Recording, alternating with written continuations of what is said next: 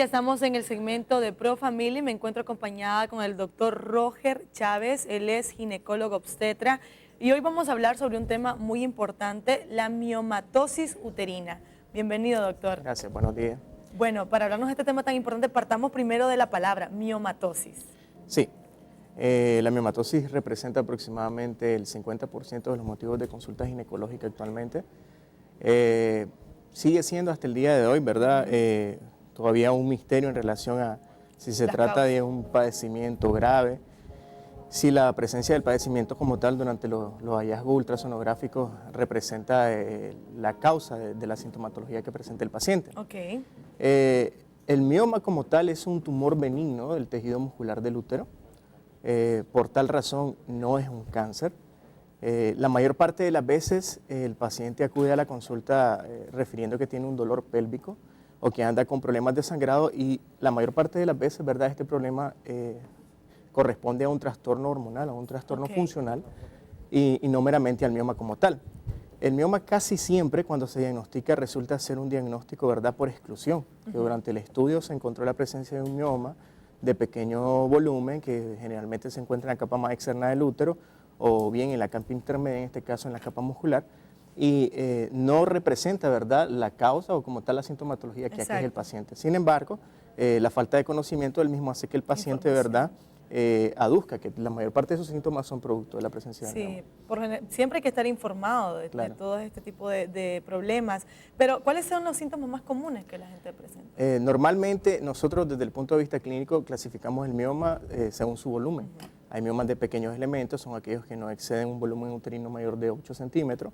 Miomas de mediano elemento, aquellos que andan con un útero no mayor de 10 centímetros, y los de grandes elementos que sí son sintomáticos por lo general, que son los que tienen más allá de 14 centímetros, 10, 14 centímetros o mayor volumen.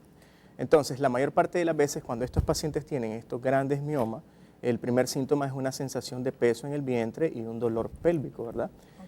Seguido de esto, una de las causas, ¿verdad?, o uno de los síntomas, perdón, más frecuentes que produce es el sangrado. Cuando a las pacientes les viene su periodo, el periodo es abundante y dilata más del periodo pues, que ellas normalmente tienen cada mes. Nosotros estimamos como un sangrado regular, un sangrado de 2 a 7 días como máximo, con un promedio de 5 días. Entonces, todas aquellas pacientes que tienen un periodo menstrual que dilata más de 7 días y aparte de eso se asocia a mucho dolor pélvico, pues les recomendamos que se haga un ultrasonido para ver pues, si hay algún tipo de lesión a nivel del aparato reproductor. Sí, puede ser algo grave, no hay que dejarlo pasar. Exactamente. ¿Cuáles serían los riesgos si no prevenimos esto?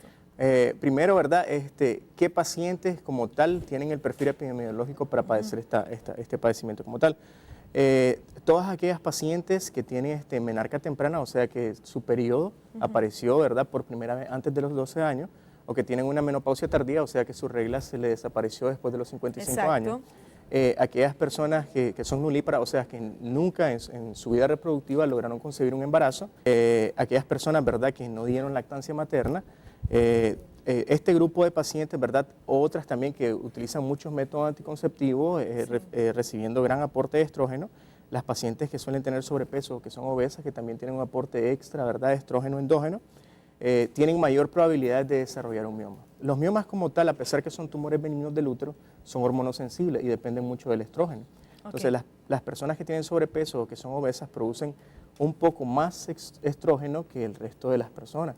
Y entonces eso hace, por ende, que estos tumorcitos, que en su principio suelen ser muy pequeños, se vean estimulados, ¿verdad?, de manera extra y empiecen a aumentar de volumen. ¿Qué pasa con las jóvenes que tal vez después de sus 16 años empezaron su periodo de menstruación? Como tal, solamente son factores de riesgo. La sumación de los factores de riesgo como tal aumentan las probabilidades de padecer la miomatosis uterina. Casi aproximadamente el 66% de los pacientes, ¿verdad?, en edad reproductiva tienen algún tipo de mioma. Los miomas pueden estar en la capa más externa, que son serosos, en la capa intermedia muscular, que son intramurales, y en la capa más interna del útero, en la cavidad endometrial, que se llama mioma submucoso.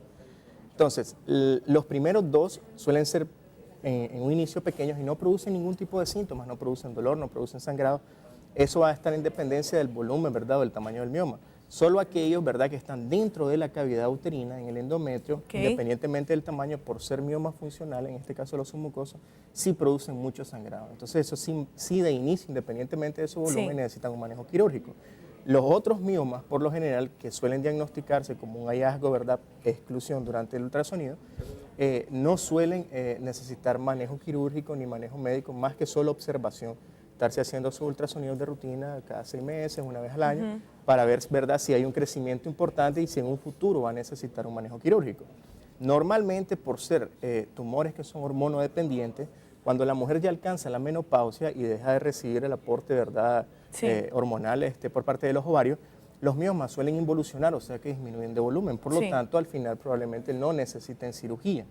Ahora, una de las alternativas como tal en relación al manejo conservador de la miomatosis es el manejo médico. O sea, en vez de hacer una cirugía, vos podés establecer un manejo con hormonas para minimizar, ¿verdad?, o reducir el volumen de los miomas, siempre y cuando el mioma no sea muy grande o produzca una sintomatología que sea incompatible con la vida del paciente, por ejemplo, un sangrado abundante.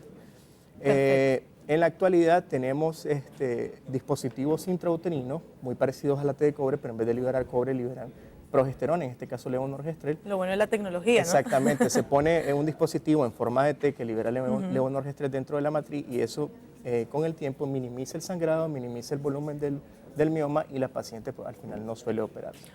Pero son pues algunos casos bien seleccionados. Claro, específicos más que todo. Estamos hablando sobre los anticonceptivos. Sabemos que hoy en día empiezan las adolescentes a partir de 14 hasta 12 años a tener relaciones sexuales y no se informan con respecto a los anticonceptivos. ¿Hay pastillas que realmente pueden producir este problema? Exacto. Como les decía nuevamente, los miomas suelen aparecer, ¿verdad?, en muchas pacientes durante la edad reproductiva. Normalmente no producen sintomatología cuando son de pequeño volumen, obedecen a un estímulo hormonal, por lo tanto si tú tomas anticonceptivos y tenías un miomita, probablemente se va a ver estimulado a su crecimiento, pero no es un crecimiento que va a ser de gran magnitud en el tiempo que estés utilizando el método anticonceptivo. Si sumado a esto, ¿verdad?, la paciente tiene un mioma, tiene predisposición ya como carga hereditaria a padecer de miomatosis, aparte de eso es obesa, aparte de eso está recibiendo en algún momento terapia hormonal por X o Y problema, entonces es una paciente que probablemente sí va a tener un crecimiento de mayor magnitud en el volumen del mioma y por lo tanto sí va a tener una sintomatología y va a necesitar un manejo en relación. Exacto, específicamente la PPMS. Uno puede utilizar cualquier tipo de método anticonceptivo, ¿verdad?, con cierto margen de seguridad, sin tener ni problemas relacionados a la miomatosis. Por eso ya existen los criterios de elegibilidad, vos venís, valorás al paciente y decís si esta paciente, ¿verdad?, puede utilizar este tipo de método anticonceptivo o no. Claro. Si ya tenés una paciente que tiene miomatosis uterina diagnosticada previamente, que tiene un mioma que está a nivel submucoso, que el mioma es sangrante, que le produce sintomatología, no le vas a ir a dar anticonceptivos orales combinados. Pero por lo general se automedica. Le puedes dar una alternativa, ¿verdad?, para planificar a base de solamente progesterona para tratar de minimizar el volumen del mioma y también le puede servir para planificar. Bueno, doctor, ¿cómo se puede prevenir entonces? Ya para finalizar el tema. Tener una vida saludable, plena, alimentarse bien, ir al gimnasio, hacer ejercicio, ¿verdad? Tener por lo menos un bebé, ¿verdad?, dar lactancia materna y siempre que se vaya a utilizar algún tipo de método anticonceptivo, ¿verdad?, consultar a su médico para que le dé las mejores recomendaciones en cuál debe ser su método ideal. Bueno, muchos dicen que el bebé por lo general es bueno tenerlo antes de los 30, pero eso sigue siendo un mito, obviamente.